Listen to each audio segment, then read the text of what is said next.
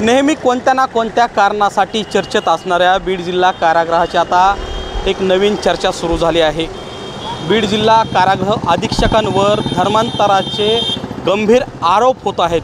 जिल्हा कारागृह अधीक्षक पेट्रेस गायकवाड यांच्यावरती अगोदर भाजपचे आमदार गोपीचंद पडळकर यांनी धर्मांतराचा आरोप केला होता आणि आता त्यानंतर बीडमधील ॲडव्होकेट राहुल आघाव यांनी थेट पत्रकार परिषद घेऊन पेट्रेस गायकवाड यांच्यावरती गंभीर आरोप केले आहेत।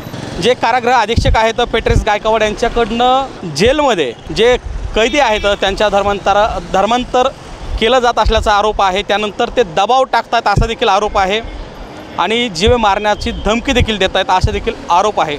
नेमकं काय आहे प्रकरण पाहूयात। बीड जिल्हा कारागृह वर्ग 2 या ठिकाणी धर्म परिवर्तन करण्यासाठी जे कायद्याला मान्य नाही, जे संविधानाला मान्य नाही, या ठिकाणचं सगळ्यात मोठं रॅकेट या जिल्हा कारागृह वर्ग 2 या ठिकाणी केलं आहे।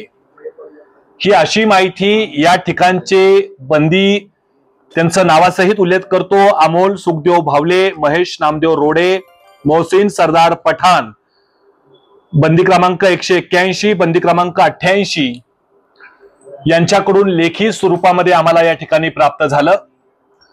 या बंद्यांना या ठिकाणी सुरुवातीला या ठिकाणी आमिष दाखवलं जायचं की आम्ही तुम्हाला पैसे देऊ, आम्ही तुम्हाला घर देऊ, आमच्या धर्मामध्ये तुम्ही धर्म परिवर्तन करा। आणि जेव्हा कधी या ठिकाणी हिंदू धर्माविषयी तुम्ही अवहेलना या ठिकाणी करत असत, हिंदू धर्माचा अपप्रचार या ठिकाणी करत असत आणि ख्रिश्चन धर्मामध्ये तुमचं स्वागत आहे, तुम्ही ख्रिश्चन धर्मामध्ये या ठिकाणी या, ही आमच्या बंद्याला या ठिकाणी मागणी तुम्ही करत असत, त्यावेळेस या बंद्यांनी यांच्या सगळ्या गोष्टीला विरोध केला असता त्यांना या ठिकाणी मानसिक शारीरिक या ठिकाणी त्रास दिला असे।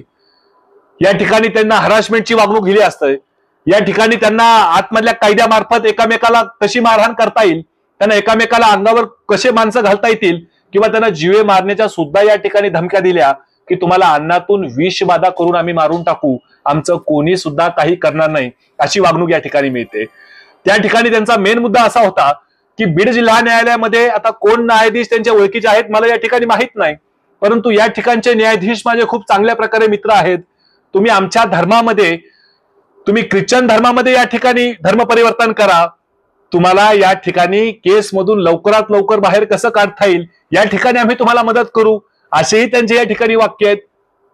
हिंदू धर्माविषयी अपप्रचार या ठिकाणी तुम्ही करायचा, छत्रपती शिवाजी महाराजांचा या ठिकाणी फोटोचा अवमान तुम्ही करायचा, विश्ववंदनीय भारतरत्न डॉक्टर बाबासाहेबांच्या फोटोचा तुम्ही अवमान करणार, जगद्गुरु संत तुकोबरायाच्या फोटोचा या ठिकाणी तुम्ही अवमान करणार आणि या ठिकाणी ख्रिश्चन धर्माविषयी बोधवाक्य तुम्ही लिहिले।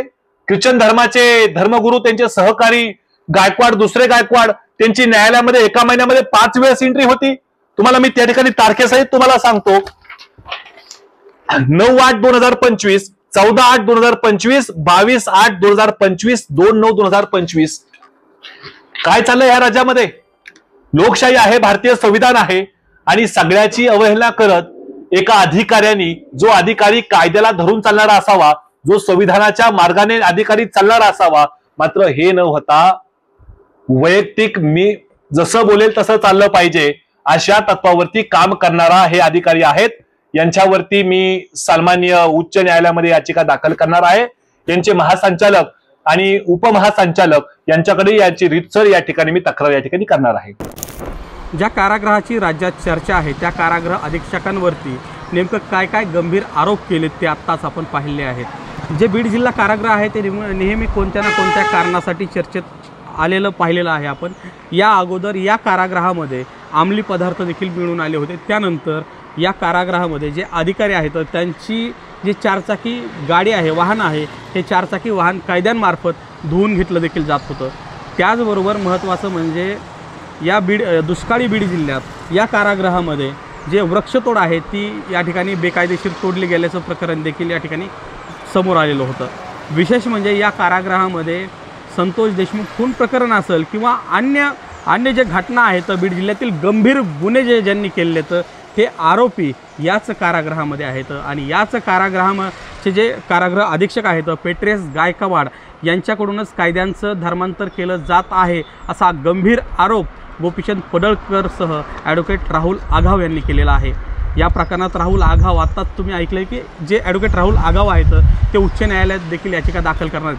त्यामुळं आता या प्रकरणी नेमकी काय कारवाई होणार हे देखील पाहणं महत्त्वाचं आहे. विशेष म्हणजे राज्याचे उपमुख्यमंत्री अजित पवार हेच या बीड जिल्ह्याचे पालकमंत्री आहेत. त्यामुळं अजित पवार देखील या प्रकरणाकडे कसं पाहतात, यावरती काही कारवाई करतील का, हे देखील पाहणं महत्त्वाचं ठरणार आहे. विनोद जिरे, लोकमत, बीड.